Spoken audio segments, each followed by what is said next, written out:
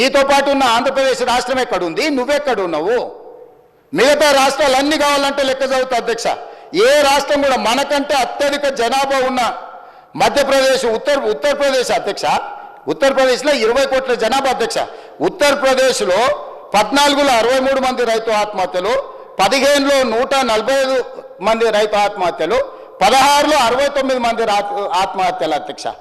అత్యధిక దేశంలోనే అత్యధిక జనాభా ఉన్న ఉత్తరప్రదేశ్, పేదరికం ఉన్న ఉత్తరప్రదేశ్ 14లో మనకు 63 మంది, 15లో 145 మంది, 16లో 69 మంది రైతు ఆత్మహత్యలు అధ్యక్ష.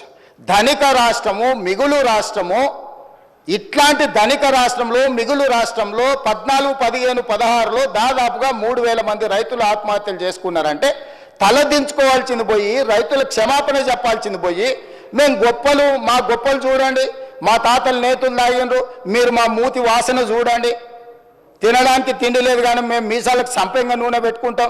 ఏంటి అధ్యక్ష ఈ గొప్పలని? ఇది ఒక విషయం అధ్యక్ష. అదే విషయంగా రుణమాఫీకి సంబంధించింది అధ్యక్ష. మేము అద్భుతాలు చేసినాం, మీరు వచ్చి అన్యాయం చేసారు రైతులకు. ఇక మీరు అన్యాయం చేయబట్టి ఈరోజు మొత్తం రాష్ట్రం దివాలా తీసిపోయిందని గొప్పలు చెప్పుకున్నారు అధ్యక్ష. నేను వాస్తవాలను తమ ద్వారా తెలంగాణ సమాజానికి, రైతాంగానికి వాస్తవం తెలుసు కాబట్టి వాళ్ళకి తెలిసిన ప్రకారం కర్రు కాల్చారు, వాత పెట్టారు అధ్యక్ష. ఒకసారి అధికారం తీసి రెండోసారి డిపాజిట్లు కూడా తీసేసారు అధ్యక్ష. అయినా వాళ్ళు మారతలేరు, మాట కూడా మారతలేదు, మనుషులు మారలేదు, మాటలు కూడా మారలేదు. కానీ నేను వాస్తవాలను అయితే మరి చెప్పాలి కదా అధ్యక్ష. కాంగ్రెస్ పార్టీ ఏం చేసింది అంటారు. కాంగ్రెస్ పార్టీ ఏం చేసిందో కూడా చెప్పాలి కదా అధ్యక్ష. 12 నెలల, ఒక్క సంవత్సరంలో మేము ఏం చేసినామని ఇన్నిసార్లు అడుగుతున్నావే. 10 సంవత్సరాలు ఘనత వహించిన మీ ప్రభుత్వం ఏం చేసిందో కూడా ఒకసారి వెనక్కి తిరిగి చూసుకోవాలి కదా అధ్యక్ష.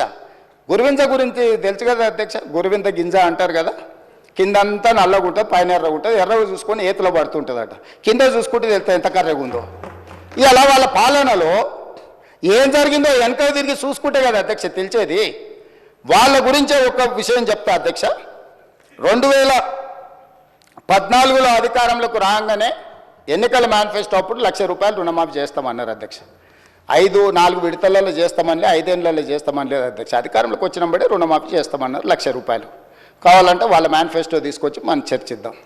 కానీ 5 ఏళ్లకు దాన్ని స్ప్రెడ్ చేసి 5 ఏళ్లలో వాళ్ళు కట్టింది ఎంత అధ్యక్ష? 16,143 కోట్ల అధ్యక్ష. ధనిక రాష్ట్రంగా ఏర్పడ్డ తెలంగాణ రాష్ట్రం 72,000 కోట్ల రూపాయలు మాత్రమే అప్పున్న రాష్ట్రం.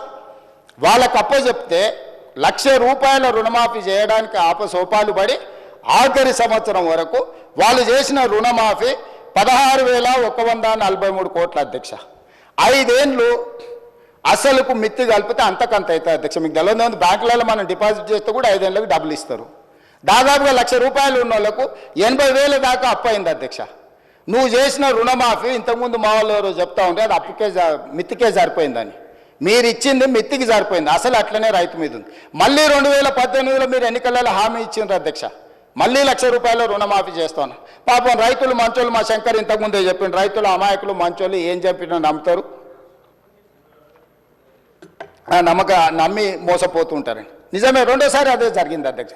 మొదటిసారి మోసం చేసిన పాపం, మొదటిసారి ఏమైందో లే, మరి రెండోసారి అన్న, మొదటిసారి దావతులలో సార్ మర్చిపోయినాం, రెండోసారి అన్న గుర్తు పెట్టుకొని చేస్తాడేమో అనుకొని రెండోసారి నమ్మి మళ్ళీ అధికారం ఇచ్చింది అధ్యక్ష.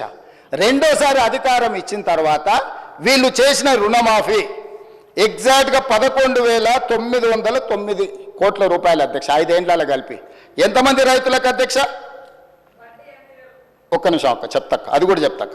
21,35,557 మంది రైతులకు 11,909 కోట్ల 31 లక్షల రూపాయలు అధ్యక్ష వీళ్ళు చేసిన రుణమాఫీ 5 ఏళ్లలో కలిపి.